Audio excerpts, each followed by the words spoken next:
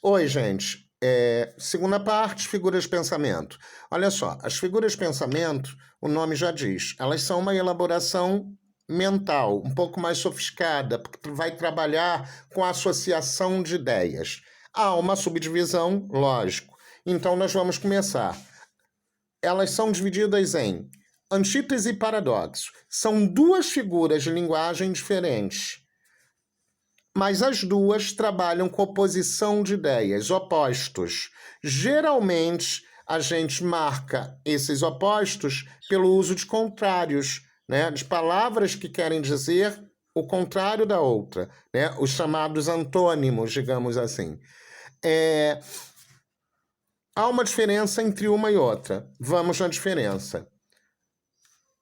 O bem e o mal são inimigos. Oposição de ideias, bem e mal. Quantos seres eu tenho aí?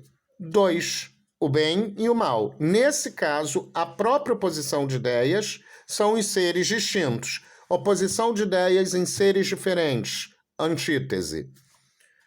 Agora, se eu disser o bem e o mal habitam em mim, oposição de ideias, bem e mal, no mesmo ser, eu, paradoxo.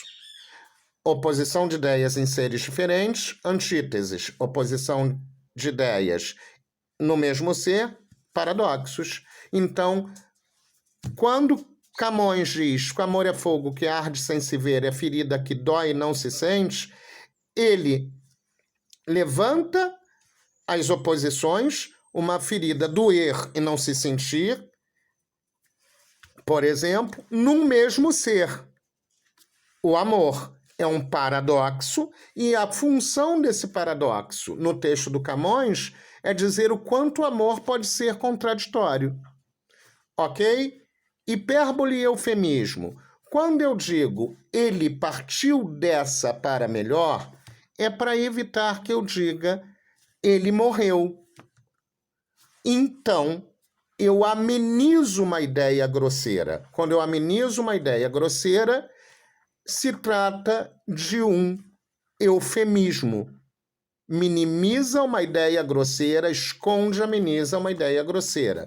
Bom, por outro lado, eu também posso ter exageros, como quem diz, quando briga com a namorada, né? Fala assim: chorei um rio por sua causa. Desidratou, vai ter que ir no médico. Essa época não é legal, tem que ficar em casa, né? Então, isso é só um exagero. Ninguém chora um rio. Nesse sentido, o exagero retórico se chama hipérbole. Amenização da ideia grosseira. Partiu dessa para melhor, eufemismo. Exagero retórico, chorou um rio, hipérbole. Ok? Há uma figura pouco pedida, mas como ela está na nossa apostila, nós vamos ver. Apóstrofe. Apóstrofe é quando eu peço a uma divindade, a um ser superior, para que me ajude em algo. Eu clamo a esse ser superior. Quando eu falo Deus, me ajuda a tirar 10 na prova, é uma apóstrofe. Os poetas, como Camões, faziam: ó musa, ajude-me a produzir a poesia perfeita, é uma apóstrofe. É toda vez que eu clamo a uma figura divina em prol de alguma coisa. Geralmente a apóstrofe tem valor metalinguístico. Vamos lembrar o que é metalinguística? É quando eu uso a palavra para falar dela mesma. Explicando isso, quando um poeta pede ajuda a um ser divino para escrever, ele está escrevendo e pedindo ajuda a um ser para escrever. Então, ele está usando a palavra para falar da palavra. É metalinguístico.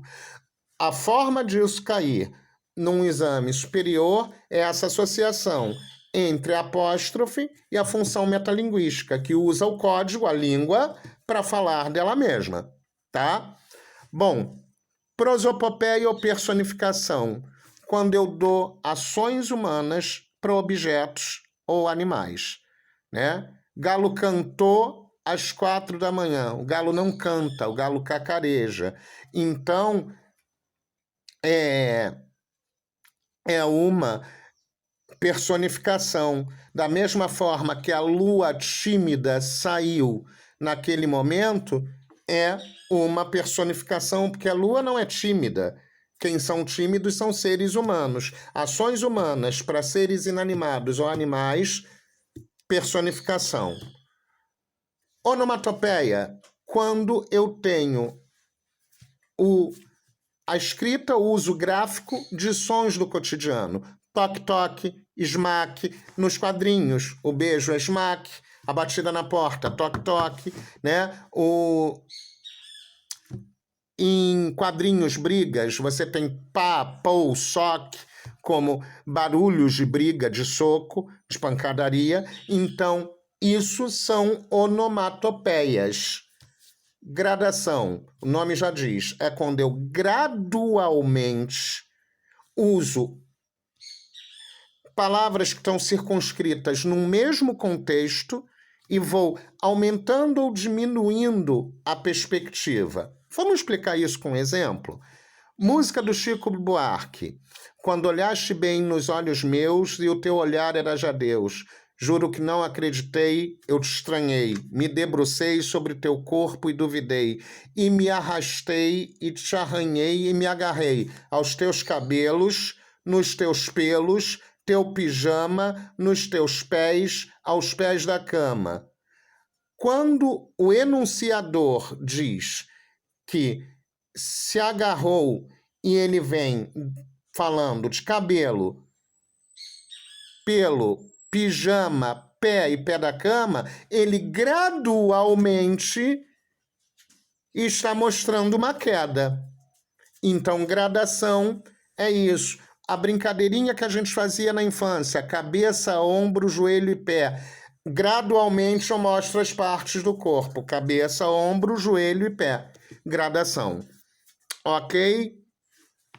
Então, fica aí, junto com todos os exercícios, mais um para vocês. O vento galopa lentamente. É uma figura de pensamento ou uma figura de palavra? E qual é a figura? Beijo, até semana que vem.